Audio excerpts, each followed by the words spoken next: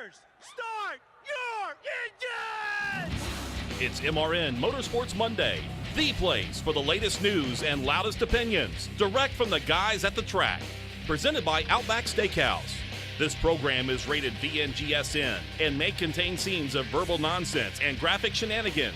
Viewer discretion is advised. Oscar, my baloney has a first name. Today's episode is brought to you by Hercules Tires. Pace car is on. Here's Woody Kane. Everyone knows your name, Woody. And Joey Meyer. I forgot I was Joey. I'm Spotter. Sorry. First problem solved. Nice job.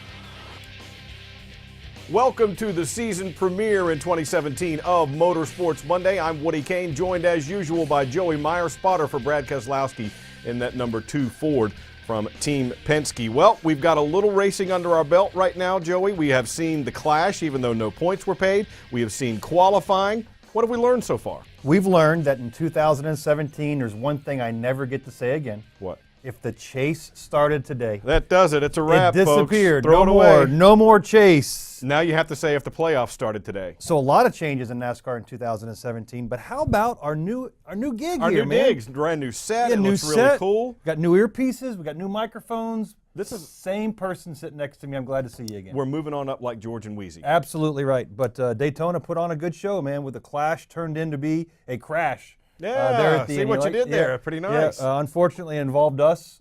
Yeah, well, you were right there. Brad did a really good job of getting back up to the front after making a little bit of pit miscue and driving through too many pit boxes after leading the first 25-lap segment. The racing after that was the Toyotas lined up. They showed some strength there with all 4 teams lined up. And then Joey and Brad were able to get by those guys and make a move for the lead coming to the checker, and Denny wasn't going to have anything of it. But the good thing was there was no points. That car, we won't race again. It didn't affect our Daytona weeks, didn't affect our qualifying effort.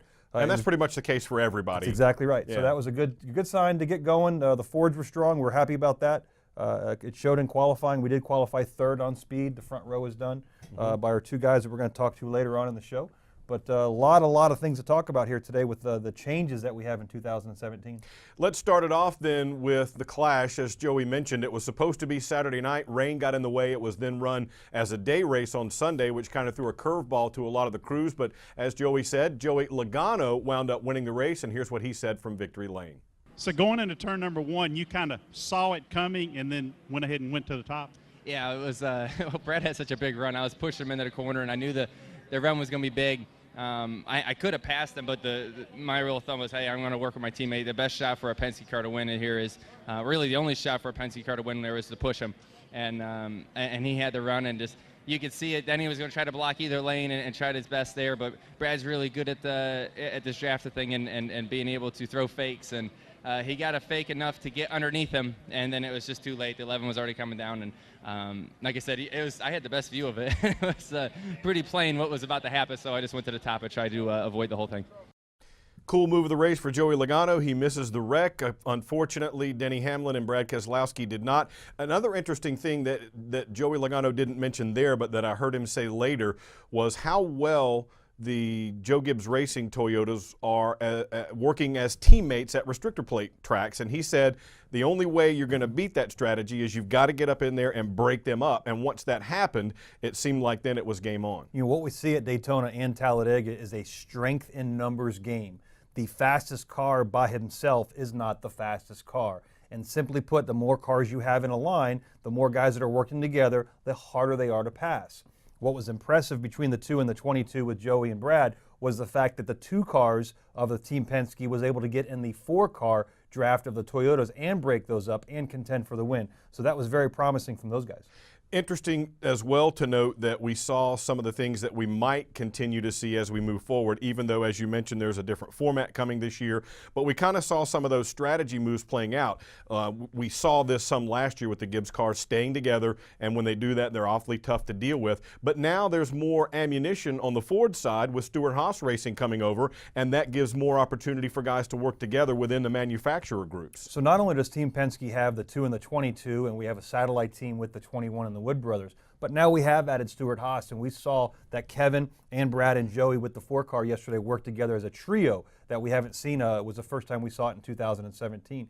Now, all the changes, one of the things the race teams have to keep up with them, and they're not aware of all the changes as well. As we saw the the 42 car guys jumped over the wall, too many people. They got sent to the garage as like timeout for the rest of the afternoon. You bad boy, Yeah, go to the garage. And we're Exactly going to right. see a lot of those changes this year. When you get a wrecked car and you go to the garage, you're going to have to go get a concussion check apparently, and you're going to be done for the day. If you can't fix it on pit road, they're not going to let you keep running. Listen, we've got a lot to talk about on the season premiere of Motorsports Monday. Brendan Gaughan will be along with us a little bit later on and talk about his season. He made the Daytona 500, and we'll hear later on in the program from the front row as we get set for the Can-Am duel at Daytona coming up on Thursday. That would be Chase Elliott on the pole and Dale Earnhardt Jr. on the outside. Plus, we've got a new feature called Spun Out coming, and we don't want to get away without saying congratulations to our whole crew here for an NMPA award, National Motorsports Press Association. Joey and I, also Robbie Mays and Daryl Smith, our producer. Congrats to everybody, and we just wanted to show that off. And then it'll move back to the shelf, but you'll know where it is. Stick around, everybody. Big show coming up. I'm not blooming good, I'm blooming great. Put a shrimp on the barbie and sizzle my steak. Woo, I want that onion to bloom and it get in my senses like a sonic boom. No rules, just right. So bold, so nice. And I'm so ready for that Outback steak tonight. Outback Steakhouse, that's what it's all about. Outback Steakhouse, blooming great. Whatever you drive, wherever you go, Hercules Tires will get you there, whether you're running on dirt or running a job. Our dependable, high-quality tires are the perfect fit for your needs. For unmatched value, selection, and warranty with industry-leading road hazard protection, there's only one choice, Hercules Tires. To learn more, visit HerculesTire.com or call 800-677-9535. Hercules Tires, ride on our strength. This is power. This is freedom. This is tradition. It's Dale Earnhardt with the lead. This is being who you were meant to be, where you were meant to be. This is more than a race. This is Talladega. The biggest party in NASCAR returns May 5th through 7th for the Geico 500. Call 877-GO-TO-DEGA for tickets. Here comes Keselowski, drafting up from Logano. Hamlin blocks him and they crash. Hamlin spins, tries to save it. He bounces off Austin Dillon. Leader still at speed, racing off the end of the back straightaway. It's Joey Logano all by himself with Kyle Busch and a challenge for Alex Bowman. Team Penske is going to victory lane here in Daytona. Here comes Joey Logano. He will see the checkered flag first. They were side by side, in fact, 3 wide as they crossed the stripe for second. Joey Logano takes the Shell Pennzoil Ford to victory lane in the clash at Daytona. It was delayed a day. It was supposed to be Saturday night, wound up being Sunday during the day before qualifying at Daytona. Welcome back to the season premiere of Motorsports Monday. Before we get to our guest, Brendan Gaughan, coming up a little bit later on, as we mentioned, let's talk a little bit about one of the new features we're adding this year. We call it Spun Out. It's where something is under our craw. We want to talk about it a little bit, stuck up under our craw, and see if we can help figure things out. But for right now, I know something has you spun out, because when you texted me this weekend, I could kind of feel the venom dripping from it. Well, I'm simply tired of standing on the roof of these racetracks over and over and over and looking down to empty seats. And we have a lot of solutions or brought up ideas on what we can do. And we talk about hotel rooms and we talk about rental car costs and travel costs. But when we have a limited number of laps or an event like we do at the Clash or even the All-Star race, we go back to going to the grocery store. And if we have a product that hasn't been out and we're trying to reinvigorate the public, what do we do with this product? We give some of it away. Or sell it really cheaply. We give it a little sample size. You know, when Coke made the new Coke, they gave stuff away. I would like to see... Nah, that didn't work out so well. No, it did not, but they tried. Yes, they did. They tried. What I'd really want to see is an attempt by the Chip Wileys of the world, who's really good at marketing like he did down at Darlington, now running Daytona.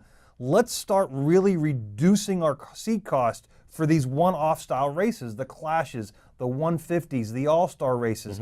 Let's get people to the racetrack. Let's not worry about them having to travel in. But realistically, we were looking at you did a little homework. Yeah, what's the numbers? What are the numbers? A $55 ticket was for the Clash race on Saturday night, and that was just for unreserved seating.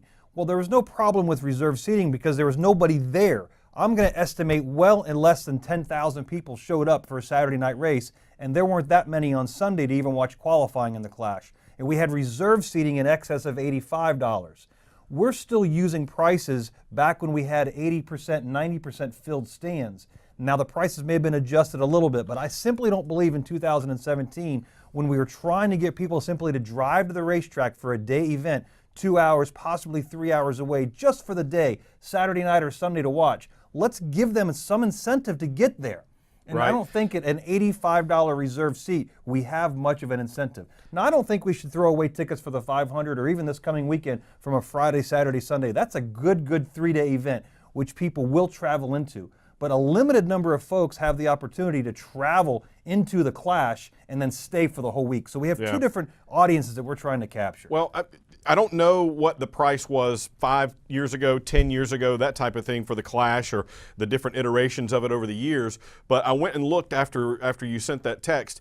For example, an NFL ticket, a preseason ticket, and if you're a season ticket holder, you know they make you buy those as well as part of your package. They're in that same $85 range as well. My wife and I are looking at going to a concert, not a major national act in terms of one of the bigger names that you hear on the radio all the time, but tickets for that were about $85.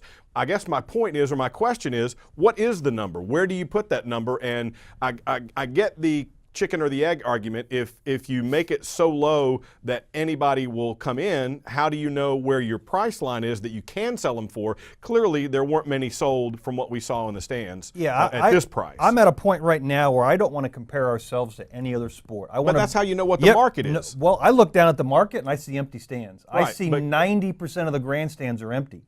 We have to solve that problem. I don't want to worry about competing against concerts or competing against the NFL or competing against any other race. But you're competing for entertainment dollars with people who have a finite number of dollars and days that they can do things. Right, so let's get them to the racetrack for free, and then maybe they'll come back. And then sell your Cokes and sell your hot dogs. And in other words, we get, you hear from restaurant makers and guys that run their own industry, the largest markup of any product is sodas and beers and liquor and drinks. Let's get them to the racetrack. Let's give them a taste of our industry because quite honestly, the 75-lap race was a good event to watch. See, I've always thought that as well. The All-Star race you mentioned as well, the shorter events that give fans a little taste of it might make them interested in coming back for a longer event. Yeah, we're not trying to make our retirement fund based on the Clash entry purse. We're not? No. Okay. You know, we're just trying to get them. You know, anybody that serves new food when you go to a restaurant and they open up a brand new restaurant, they have that soft opening. Yeah. They try to get people to the restaurant and get ideas on how to create it. We need to get people to the stands right now. And right now we're not doing, in my opinion, a good enough job because we were in Daytona and the race crews were driving around going, is there a race in town? Yeah, I think we've talked about this in shows past. There are some things out there going on, like we've talked in the past about how the New Hampshire is so great, and you get the other divisions, you get qualifying. Atlanta is doing something with their doubleheader for the Xfinity Series and the Camping World Truck Series on the same day. I think there are some ideas out there. Maybe this is something that will move forward going down the road at Daytona and other places. Well, as many people are going to watch this show today with our new set and our new shirts and matching. Spiffy. One of the things we have spun out, let's get the people to the stands, man. The only way you can do it right now is lower them ticket prices. I want so much to disagree with you, but I find myself having to agree in this case. This isn't. I just think there is a market line in there somewhere, and it's not an either-or question. I think there's a fine line in there somewhere. Maybe we'll find it. All right, but now we mentioned some of the changes. Let's talk about that we've got coming up for the year. We now have races broken into 3 stages. There will be points paid after each. There will still be points paid after the end of the race, as traditionally done. There will be points paid for the Can-Am Duels coming up on Thursday, and we'll have a strategy now where if you get a car that's wrecked badly enough that it has to go to the garage for repairs, you're basically done for the day. All this is going to be brand new. Yeah, and that's one of the reasons why we want to get people to the racetrack, get them involved. We have 3 segments of every race, and simply put, we've divided the race into 3 segments, 25, 25, and 50. It's not an exact number, but that's the easiest way to put it in your mind. 25%, we're going to take a yellow, another run 25%, take another yellow, and then the rest half of the race. The difference being now is if we reach segment 2 and if we have a rain delay, that's the official part of the race. Whether or not it's technically exactly halfway. Right. And what we're done now is every time that competition yellow comes out, we're rewarding the finishing order for the leader. He's going to get 1 point to carry on down the season for his playoff, and we're going to award points to the other guys in the top 10 of those. And they get to carry those with them exactly right. through the playoffs now instead of once they get there, those disappear. That's it. So it sounds complicated, but once you see 2 or 3 seasons or 2 or 3 races going on, and you see how the points play off, it comes to you really quick. The interesting thing now is if I get in a wreck involved with Brad Keselowski and Paul Wolfe, we used to take it to the garage and we'd thrash 10, 20, 30 laps, put a new nose on, go back out, run 30 laps down to pick up 1 or 2 positions. No more of that. If we go to the garage and our car is broke, with body damage, we're done for the day. The only thing we can fix back in the garage is a mechanical failure. A rear end, a gear, a brake failure of some sort where it's a part replacement. We are not allowed to fix suspension and or body panels anymore.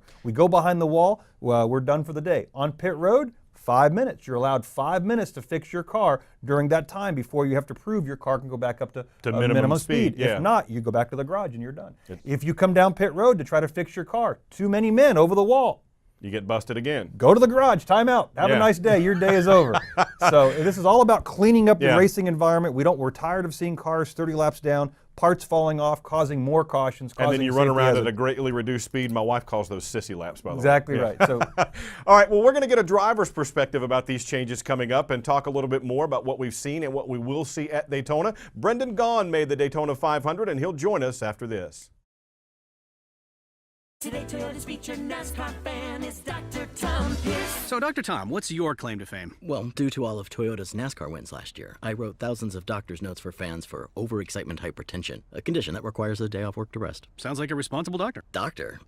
I'm not a real doctor, bro. Would a doctor get a guy off work for overexcitement about the new Camry? Because I did. Let's go NASCAR fans. Toyota, let's go places. To learn more, visit toyotaracing.com. NASCAR is a registered trademark of the National Association for Stock Car Auto Racing, Inc. I'm not blooming good, I'm blooming great. Put a shrimp on the barbie and sizzle my steak. Woo, I want that onion to bloom, and it get in my senses like a sonic boom. No rules, just right. So bold, so nice, and I'm so ready for that Outback steak tonight. Outback Steakhouse, that's what it's all about. Outback Steakhouse, blooming great. Visit Tom Johnson Camping World in Concord for all your race week needs. Race into savings now and save big on over 400 units in stock. America's #1 RV and outdoor retailer has something for everyone. Get race season started at your local NASCAR headquarters with travel trailers starting at only $109 per month. Don't let these savings pass you by. Meet us at Tom Johnson Camping World and save big on your dream RV. STK number 126258, payments to qualified buyers with approved credit subject to lender terms based on statistical surveys 2015. See dealer for full offer details and disclaimers. Offers expire December 30th, 2016. I'm Brad Keselowski, and you're listening to MRN Motorsports Monday with Joey Meyer and Woody Kane. Joey Meyer, the only person I know that talks more than Woody Kane. Welcome back to the season premiere of Motorsports Monday. Woody Kane, Joey Meyer with you, and joining us on the guest line now, a friend of the show, Brendan Gaughan, who yesterday made the Daytona 500 for Beard Motorsports. Brendan, congratulations, man. Thank you, man. I always appreciate it. It's definitely a relaxing couple days now. Tell us how this whole deal came together, because you weren't originally scheduled to do this, right? No, you know me, Woody. I don't really care if I'm back in that garage all that often anymore. And Jay Robinson is a man that I respect a lot and enjoy spending time with. And Jay called me in the off season and said, "Before you tell me no, hear me out." And that was how it started. And I went, "Oh God." And I'm a sucker for a story. And Mark Beard's got a great story. He's a nice man. He's been racing cars since the 80s. He's, his goal in life has always been to be in a Sprint Cup or a Monster Energy NASCAR Cup race. And put $1 in the jar. Yeah, sorry. I was. We're all going to do it. We're all going to do it for a while. I was going Winston is where I was at first. I was way back. And so he was, but it's been a goal of his since the 80s. And he's tried the last couple of years to make some races with his own motors and go to short tracks with, a great short tracker, Clay Rogers. But that's not how you can make these Cup shows anymore. It doesn't work that way. And Jay talked the man into getting a big motor and a good speedway car and trying to go speedway racing, because with a big motor, you got a fighting chance. And so the guy went to ECR, got a big motor. He went to Levine's, bought an old RCR car that ran last year, that ran well. And then they called me up and said, "Would you like to do it?" And when I found out it was a car that had 3 top 15s last year, and he was going to get a big motor from Richie Gilmore and Richard Childress at ECR, I called them up and they went, "Oh yeah, we'll take care of you." So I mean, at that point it's like, well, wait a second, hold on, that's the Daytona 500. I mean, You know, and you get a chance. You don't get a chance every day. I've been doing this 20 years now, and this is only my second 500. Wow. So I was like, I'll do it. And anything can happen here. We locked in. We've got a big motor. We've got fender space available, Woody. Lots of fender space. So there you go. Well, look, Joey has a big it. fat wallet. He can help you out. Exactly right. We have our own show now, so we can get on the side of your race car. Yeah. There you go, Joey. Let's go. Step up. Absolutely. I'll talk to the man. Well, so now I have to ask you, you have a couple days off here at Daytona before we get back at the track on Thursday for the 150s. I'm sure you guys are a real big race team. You got plenty of extra cars in case you get one damaged on Thursday. Isn't that right? Oh yeah, that backup car in the hauler, it has a really cool paint scheme called Camo Invisible. That's it. Exactly right. It's painted just like the front of the hauler. It's really cool. You can't even see it. Yep. So essentially, what you're saying is the Thursday 150s will be a test and tune as you ride around as carefully as you can, not to try to damage that car for Sunday. I think some of our fans are kind of confused on the fact that how difficult it is to go down to the 500, make the race. But now you have to protect that car all the way through Sunday. Yeah, we have the practice Thursday. We have the and then the duels. Here's the deal. I can't just go to the back right off the bat. Nobody knows that 75 car. You know, there's not a single person in that garage knows that number. So I'm going to have to go out there and run a few laps, push a few people, make sure they know that you know, it's me behind the wheel, the guys that know me that I've raced with for 20 years. Make sure they know that it has a big ECR motor in it. When they see beard oil, they start to make sure they know it's me when they pull up behind me. You know, those sorts of things make you more comfortable when you know who it is. So I got to run a few laps, make sure they know it's me, try to stay out of trouble, and you know, get there. And then once I'm there, then maybe we'll try to take it easy. And anything can happen from that point. You'll be like a politician walking around handing out business cards, won't you? No, I've already called my buddies and told my friends. I said, don't forget listen, RCR guys know. They already know. Dylan boys, you know, Paul, Ryan, all them. They know who the 75 is. They're on my side. But I got to make sure my buddy, you know, Jimmy knows and get Chase out there knowing, Chris Boucher and all these guys that I've been racing with. Make sure they know that they know it's me in the 75, so it's not a squirrel. They know they can run with it, and I got to show them that we have a good motor and a good car, and that will make them, you know, not be afraid to let me help them or help me, and you know, if I need a little. It's one of those help me, help you situations, right? Listen, I'm in the best spot ever. We're in the race, man. For Mr. Beard, he you know, he never made a cup show in his life. This is all gravy for us. So you think I'm going to sit in the back and try to do nothing now that we're in the race? Hell no. No. If we're going to try to push people to the front, if they hang me out to dry, it's okay. I still pushed them there, and they're going to remember it. Pick somebody else, try to push them to the front. If they hang me out to dry, it's okay. They're going to remember it. You know, I mean, we're in a situation now where there is absolutely no lose. It's all gravy, playing with house money. Yeah. Well, as good as that sounds for the Daytona 500, tell everybody what your plans are after the Daytona 500 for Saturday's event. Well, that's the regular job, you know, guys. I mean, that's my main deal is the South Point Chevy for RCR, and that deal. Come on, I mean, as exciting as it is for this team to qualify 33rd, and it's amazing, you know, Joey, and you've been in this sport a long time, both y'all. The two different sides of the garage, it's so amusing. You know, I go on if we qualified 33rd in my you know, South Point Chevy, we'd be hanging our heads going, oh my God. Mm-hmm. But you qualify 33rd in the Mark Beard, you know, Chevy, and you're like, oh my God, this is amazing. You know, it's so much fun to have that contrast. We should be really fast. I expect our restrictor plate package to be really good. We had all top fives last year in the Xfinity side, so Shane and I are excited. All the guys are excited. Got everybody back. I got some old pit crew members back, some new pit crew members. We got to wait till you see my fuel man, guys. Uh-oh. I have Kenny Powers. What? As my fuel man.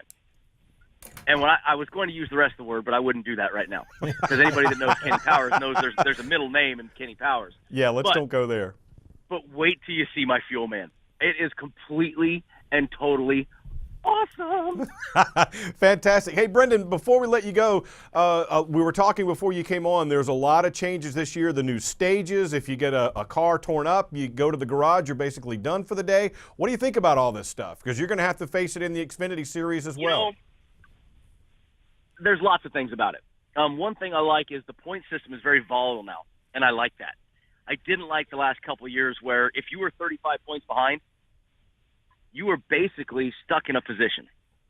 You couldn't make up 35 points. You're only making up 2, 3, 4, 5 points a race. So I like the ability to make up lots of points.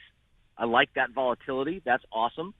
The only problem I have with the theory is that we aren't driving our tails off every lap. Mm-hmm. And that's the part that I have to say, look, if I could pass that guy, I would drive to him and pass him. So that's the hard part, is that this system, people are assuming that, it's going to make better racing because we're going to drive harder. Yeah. We can't really drive harder. We're driving hard every lap. With the knowledge that you got to make it to the end. Yeah, I mean, you can't do something crazy and wreck yourself. Yes, but I mean, even then, we still don't care about that all the time. But we're driving hard. Yeah. We're not saving these things, really. We're driving hard. If I could pass those guys, I would. So that's kind of the misconception that I don't like, that people kind of think that. But I do think you might see some really cool moves at the end. Those bonus points to win a stage are big deals because they carry through the playoffs. So that's the cool part. I think you might see some people really drive aggressively to win that extra bonus point, because that, if it carries, because you get to keep it. Big deal. Yeah. I mean, think about how many years we've had guys end up, 1, 2, 3 points last year. Look at last year. Yeah. What was it? 2, 3 points was the difference between making the next round and not making the next round in the Cup Series. So, that's a cool deal. So I think you might see some aggressiveness there. Yeah. But the rest of it, it's anything for the fans. That's all we got to do. We got to put shows on for the fans. We got to keep them happy. And this is something they want to try. I always applaud NASCAR for having the guts to go out and try something new. Because the old day, they didn't try nothing new. Fantastic. Now they try. They're trying to do things. Brendan, really good job, man. Congratulations for Beard Motorsports making their first race. Not only that, but the Daytona 500. Good luck rolling off on the first 150 Can-Am dual race on Thursday. Thanks, guys. Always appreciate it. Absolutely, man. Hey, Brendan Gaughan. When we come back, we're going to hear from both of our front row pole sitters. Absolutely, we will. It's all ahead on Motorsports Monday. Stick around. I'm not blooming good, I'm blooming great. Put a shrimp on the barbie and sizzle my steak. Woo, I want that onion to bloom, and it get in my senses like a sonic boom. No rules, just right. So bold, so nice, and I'm so ready for that Outback steak tonight. Outback Steakhouse, that's what it's all about. Outback Steakhouse, blooming great. Driver safety is the #1 priority in racing. It's also the #1 priority in trucking. The Detroit Assurance Suite of safety systems helps to protect drivers, their trucks, and other motorists by helping to mitigate the severity of collisions. Active brake assist, adaptive cruise control, and lane departure warning, all bringing a new level of safety and protection to the road. Don't just want better business solutions, demand them. Learn more at demanddetroit.com. Victory Junction was young race driver Adam Petty's dream. He worked toward building a camp where children with serious medical conditions could concentrate on fun and not their illness or disease. When he died tragically, his family and friends around NASCAR made sure that dream came true. Today, Victory Junction is a camp that provides fun, life-changing experiences to children dealing with illnesses and disabilities, all at no cost to the camper. Help us serve more children by visiting victoryjunction.org. Chase Elliott was the driver that led the field last year.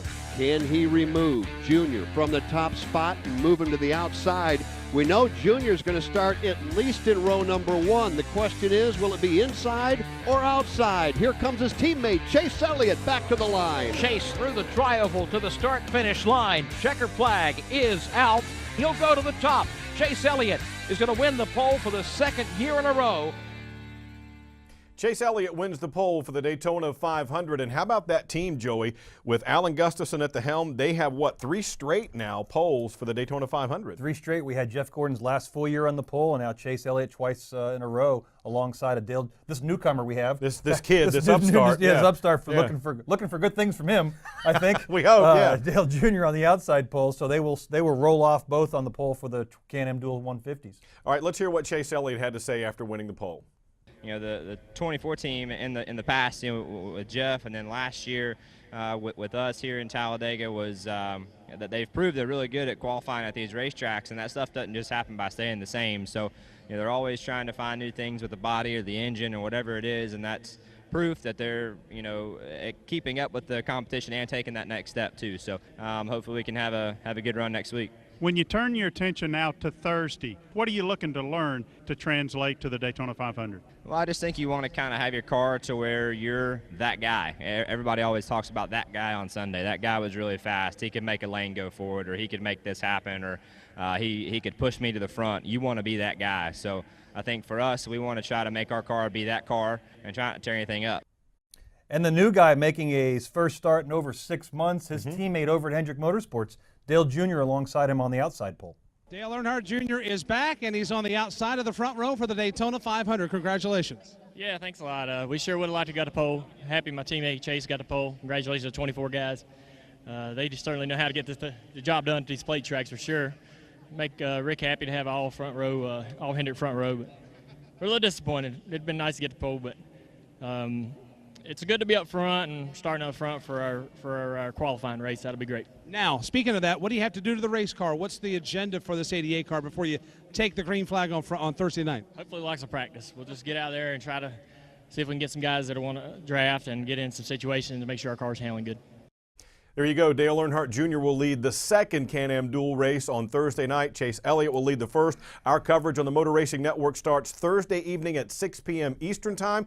If you're watching on a Monday, don't forget we've also got our MRN 2017 NASCAR season setup. That'll be at 7 o'clock Eastern Time on Monday. Everything you need to know to get you ready for the 2017 season. Thanks for joining us on the first one. Get the MRN app. It's free. You can download it. Listen to us anywhere you are, anytime. Download shows. Check it out at MRN.com. All that's coming ahead. Our first show's in the books. We're off to a good start. Man, we got Speed Weeks coming to a close of the first portion of it. Great Thursday, Friday, Saturday, Sunday events, all being able to listen to on MRN. Absolutely, and it all cranks up this week. Thursday night, 6 p.m. Eastern Time on the Motor Racing Network. We'll also have Camping World Truck Series on Friday, the Xfinity Series on Saturday, and the Daytona 500 on Sunday. Check MRN.com for complete schedule information. He's Joey. I'm Woody. See you next week.